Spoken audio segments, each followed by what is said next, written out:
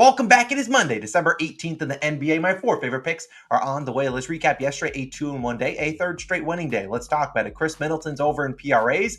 Close, sketchy, but he ended up coming through clutch in the fourth quarter. We did have day 2 of the ladder challenge, which while it was all NFL, I always track it towards the NBA record if you just play each of them for one unit, as I recommend. And Wembanyama didn't get us the sweep. We needed his points plus rebounds line. Didn't get enough volume. The Spurs got blown out. He ended with, I think, 30, if I'm not mistaken. But day 3 of the ladder challenge is incoming, and there is a very good chance of an added play. As always, I record and post these videos early in the morning, and sometimes I don't have time to dive into every single line out there, but I think there's a good chance that I do add a play. So if I do, it will be in the pinned comment section down below, whereas also where you will find day 3 of the ladder challenge when that is posted. But let's dive into today's picks. I do want to talk about PrizePicks real quick because it's a week before Christmas and they have a free square on Christmas Day. It's for Kevin Durant to score 1 point. Like, I don't talk about PrizePicks a ton, but because I know a lot of you guys out there have them. But PrizePicks, very similar to your Underdog fantasies, your sleepers, your daily fantasy apps like that. You just kind of take more or less on a bunch of different players and you can make a lot of money there. And they have that Durant free square live until Christmas Day. So it's a week before Christmas. We got a lot of money to make, but as always, if you sign up for PrizePicks, I can get you $100. All you got to do is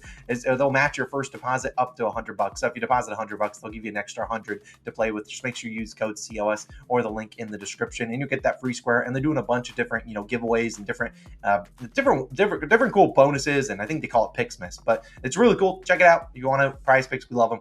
Top link in description. Use code COS to get that deposit match. Also, we have a Monday Night Football video live. We've been really good in the NFL over the past few weeks, and that video is live for the Eagles versus Seahawks. 2 picks over there. We had a 4-1 Sunday. Hoping to build on that on Monday Night Football. Go check that video out. It was posted right before this one. But you guys game for picks? Let's dive into the first one. It is a guy by the name of DeMar DeRozan. Everyone just hates this man. Over 22.5 points, minus 115 on BetMGM. I do like DeMar at 23.5. He is not my most confident play of the day. I'll save that one for the second one. But I really like DeMar today in Philly taking on the Sixers. And while a lot of people are going to be on Kobe White again today, I don't mind him. Kobe White's been obviously really, really good. I like DeRozan a little bit more. And when you look at Zach LaVine, he will remain out of this game. I think he's out for 3 to 4 weeks. Probably he's on the tail end of that, but he should be coming back probably in the next couple weeks. But in 8 games this season with Zach LaVine not playing, DeRozan scored 23 plus points in 7 of 8, including 6 of the last 7 since the start of December. Obviously, LaVine's really been out since like December 2nd, and DeRozan has played 37 minutes or more in all 7 of those games. Now, obviously, this number kind of takes into account this could be a blowout in Philly. The Sixers have been so good, but I think the Bulls can keep the game relatively close. And when the Bulls are down, it's typically going to DeMar DeRozan, and he's going to try to get his team back in the game. And we've seen, I think, the lines kind of creeping down a little bit because over the last 3 games, only 13, 14, and 13 field goal attempts. So the field goal attempts haven't been super high. Granted, he still hit the over in 2 of those 3 games. We know how talented DeMar is at getting to the free throw line, but I think the field goal attempts are going to come up. Those games were against the Heat twice, and then I believe they faced the Nuggets as well. 3, pretty good defenses. The Nuggets are known for kind of double teaming guys if you're trying to drive, and the Heat obviously one of the best defenses over the past, 5+ seasons with Eric Spoelstra. So I think this is a great matchup for DeMar DeRozan to go do his thing because I don't think the Sixers really have a good option to stop him defensively. D'Anthony Melton, good defender, but a little bit undersized. Tobias Harris, I'm not worried about that matchup, and we've seen DeMar take advantage of this matchup.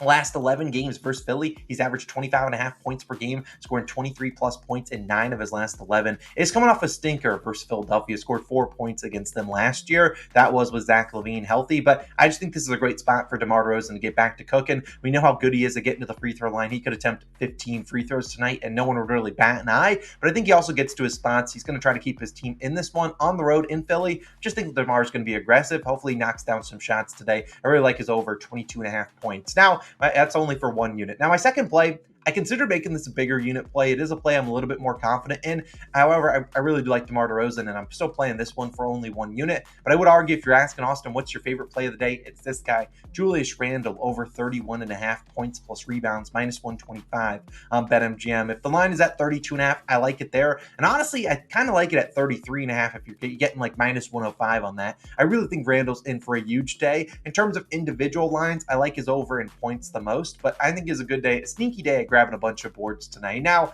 we look at Randall, who this season, he started off the season, he was getting abused on social media. They were saying he was shooting tour dates out there, and he was going like 4 for 15, 5 for 20 from the field, but he's still on the year averaging 22.4 points per game and 9.4 rebounds per game, good for 31.8 points plus rebounds, right at this line. But since November 5th, kind of when he started to shoot the ball better, he's averaged 34.3 points plus rebounds, hitting this over in 11 of 19 games. He has had a lot of close calls in there, but I just like this matchup a lot for him against the Lakers. Now, obviously, I looked at Jalen Brunson.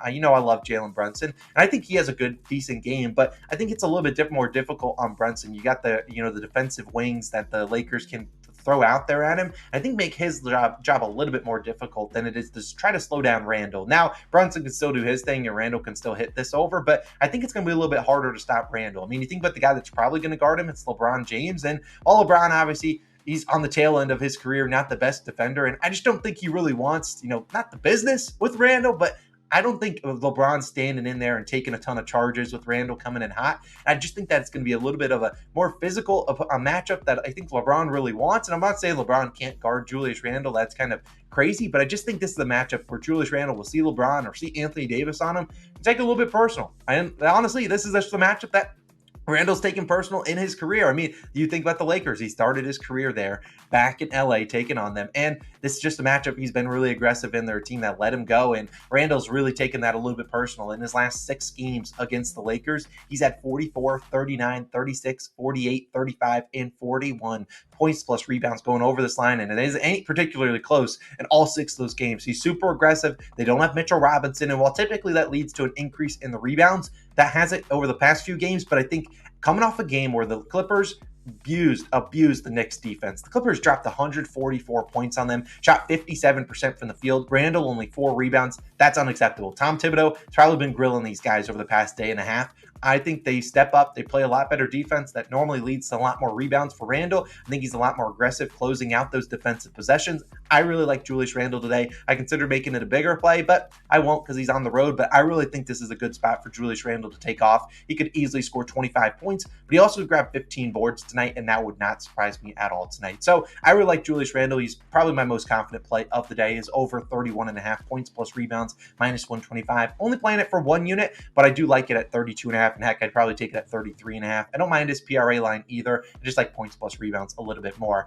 Now, my third play is a same game parlay, 2 legs, but a very easy pivot for you guys out there. It's Paul George over 22.5 points and James Harden 5+ assists, which is currently minus 115 on DraftKings. Now, most of the books, honestly, the main part here is Paul George's over in points. His regular line was 22.5. However, it was about minus 130, minus 135. Some books were at 23.5. Honestly, if the line were 23.5 was like minus 105, I probably would have leaned towards taking that, but that wasn't offered when I was recording this video. And I really just added in James Harden 5 assists because I think that's going to be an easy leg of, a parlay to get down and just kind of bring down Paul George's value a little bit. But I really do think the meat and the bones of this is Paul George to score a lot of points. I mean, we need him 23 points in this parlay. Honestly, I think he has a good chance of getting 25. Now, why did I throw Harden in here for 5 assists? Is because he does have 7 assists and 8 straight. Obviously, Westbrook on the bench. He's at 15 and 12 in the last 2 games. And you look at Harden, 14, 11, 8, and 20 assists in his last 5 versus Indiana. We know how talented Indiana is. They score a lot of points. They also play at the fastest pace in the NBA. They're going up and down the court. So James Harden, the point guard, should be able to get 5 assists. If we lose this because Harden can't get his 5 assists, then whatever, I deserve it for getting a little cute, trying to reduce, the odds on this parlay, but I think he gets easily 5 assists, so I like James Harden for that. But let's talk about Paul George and why I like him to go over 22.5 points, which was his regular line, 23.5, I imagine, by the end of the day. But look at George. He has scored 23 plus points in 15 of 24 games, and he scored 23 plus in 15 of 19 with 15 or more field goal attempts. Obviously, every single game that he's hit the over, he shot the ball.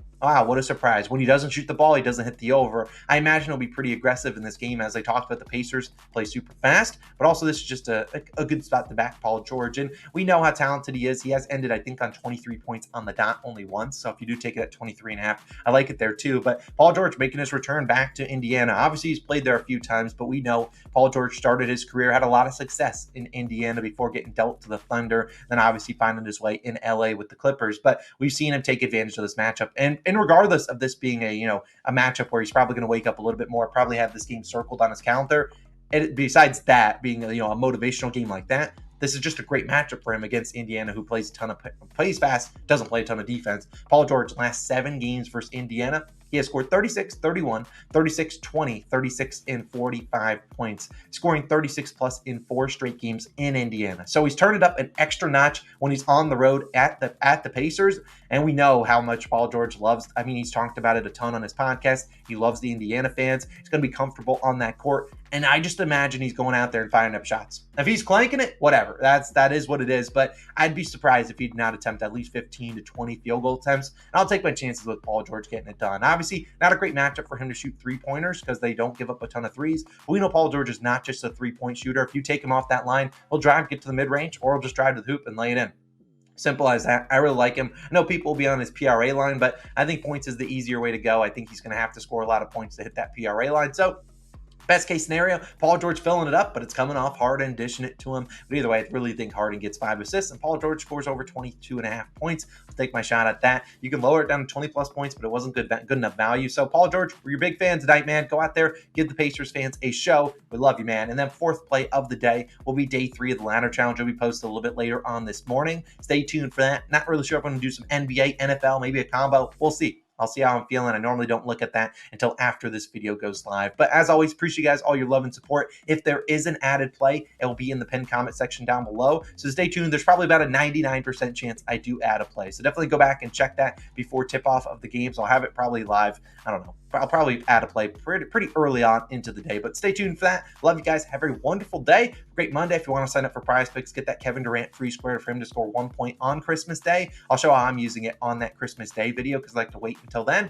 But either way, you can sign up, use our code COS. You get a 100% deposit match. They'll match your first deposit up to $100. It's free money. Take advantage of it. So you guys have a great day. Going to go cook up day 3 of the ladder challenge now, and that will be live soon. See you in the next one.